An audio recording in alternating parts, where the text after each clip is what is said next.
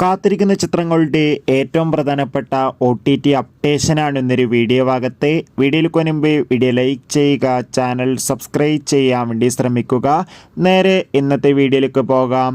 ആദ്യമായി അറിയിക്കാൻ പോകുന്നത് ഗിരീഷ് ഏഴിയുടെ സംവിധാനത്തിൽ നെസ്ലിൻ നായകനെത്തിയ ചിത്രമായിരുന്നു അയാം കാതലൻ.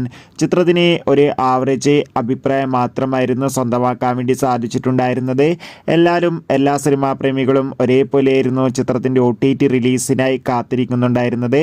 ഫൈനലി ചിത്രത്തിൻ്റെ OTT അവകാശങ്ങളൊക്കെ ഇപ്പോൾ മനോരമാക്സ് എന്ന OTT പ്ലാറ്റ്ഫോം സ്വന്തമാക്കിയെന്ന് കൺഫേം ആക്കിയിട്ടുണ്ട്. ചിത്രം ഈ വരുന്ന ക്രിസ്മസ് സ്പെഷ്യലായി നമുക്ക് മനോരമാക്സ് എന്ന OTT പ്ലാറ്റ്ഫോമിലൂടെ ആസ്വദിക്കാൻ വേണ്ടി സാധിക്കും. കാത്തിരിക്കാം. ജോജു, ജുനൈസ്, സാഗർ എന്നൊക്കെ പ്രധാന കഥാപാത്രങ്ങളായ ചിത്രമായിരുന്നു പണി എന്ന ചിത്രം മികച്ചൊരു വിജയമായിരുന്നു. ചിത്രത്തിൻ്റെ OTT അവകാശങ്ങളൊക്കെ സോണി ലീവ് എന്ന OTT പ്ലാറ്റ്ഫോം സ്വന്തമാക്കിയെന്ന് ഒഫീഷ്യലായി കൺഫേം ആക്കിയിട്ടുണ്ട്. ഫൈനലി പണി എന്ന ചിത്രം ഈ വരുന്ന ഡിസംബർ മാസം 20-ാം തീയതി സോണി ലീവ് എന്ന OTT പ്ലാറ്റ്ഫോമിലൂടെ OTT റിലീസ് ചെയ്യുമെന്നാണ് റിപ്പോർട്ടുകൾ സൂചിപ്പിക്കുന്നത്. കാത്തിരിക്കാം നമുക്ക് പണി എന്ന ചിത്രത്തിൻ്റെ കൂടുതൽ അപ്ഡേഷൻ അറിയാൻ വേണ്ടി.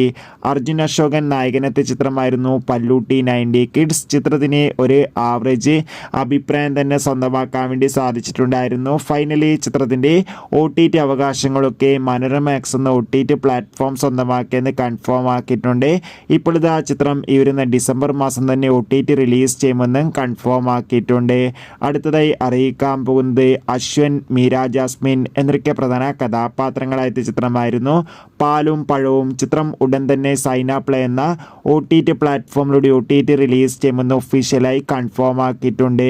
ചാക്കോച്ചൻ, അതോടുകൂടി തന്നെ ഫഹദ്, ജ്യോതിർമയ് എന്നൊക്കെ പ്രധാന കഥാപാത്രങ്ങളായ ബോഗിൻവില്ല എന്ന ചിത്രം ഡിസംബർ 13-ാം തീയതി സോണി ലീവ് എന്ന OTT പ്ലാറ്റ്ഫോമിലൂടെ OTT റിലീസ് ചെയ്യുമെന്ന് കൺഫേം ആക്കിയിട്ടുണ്ട്.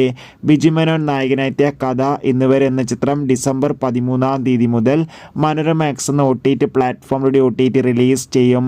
ഇന്ദ്രൻസ് നായകനായ ചിത്രമായിരുന്നു കനകരാജ്യം. ചിത്രം ഇപ്പോൾ മുതൽ നമുക്ക് ആമസോൺ പ്രൈം വീഡിയോസിലൂടെ ലഭ്യമാണ്. നിങ്ങൾ കാത്തിരിക്കുന്ന ചിത്രം ഏതാണ്? തീർച്ചയായും കമൻറ്റ് ബോക്സിൽ രേഖപ്പെടുത്തുക.